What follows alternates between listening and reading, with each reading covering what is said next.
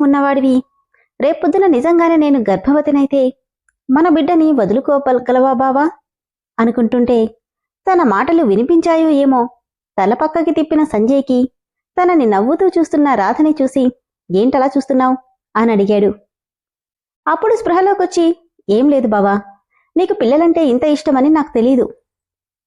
నవ్వుతూ పాపని ముద్దు చేస్తూనే పిల్లలంటే ఇష్టం ఉన్నది ఎవరికి, వీళ్లతో కాస్త టైం స్పెండ్ చేస్తే చాలు, ఎన్ని సమస్యలున్నా అన్నీ మర్చిపోతాం అంటుంటే కాఫీ కప్ చేతికందిస్తుంటే తన ఫోన్ పాపకి ఇచ్చి కప్ తీసుకున్నాడు సంజయ్.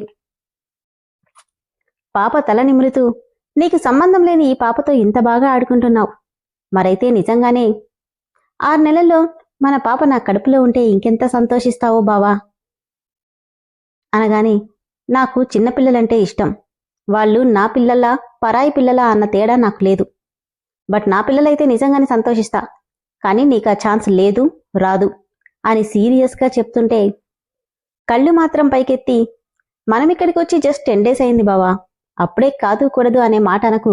ఏమో అన్నీ కలిసొస్తే నా ప్రేమ నిన్ను కరిగించి నీ ప్రేమని నా కడుపులో పడేలా చేస్తుందేమో. షాడప్రాధి, నా మనసు శరీరం ఎప్పుడూ నా కంట్రోల్లోనే ఉన్నాయి. నువ్వన్నది జరిగే అవకాశం పొరపాటున కూడా రాదు.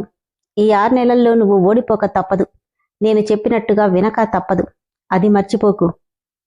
అప్పుడే ఎవరో డోర్ బెల్ కొట్టడంతో పాపనెత్తుకొని సంజయ్ బయటికి వెళ్తే ఒకవేళ అలా జరగకపోతే నేను చెప్పిన మాట నిజం చేసుకుంటాను బావా, అంతేకాని నువ్వు చెప్పినట్టుగా నీ మాట వింటే నన్ను నేను చంపుకున్నట్టే అనుకుని ఎవరివో మాటలు వినిపించడంతో తను కూడా బయటికెళ్ళింది రాధిక. డోర్ ఓపెన్ చేసిన సంజయ్కి ఎదురుగా ఎదురింటి రేవతి భర్త కనిపించడంతో డాడీ అంటూ పాప అతని మీదకి దూకింది. హలో డాక్టర్, ఎలా ఉన్నారు అంటూ పలకరించాడు రేవతి భర్త.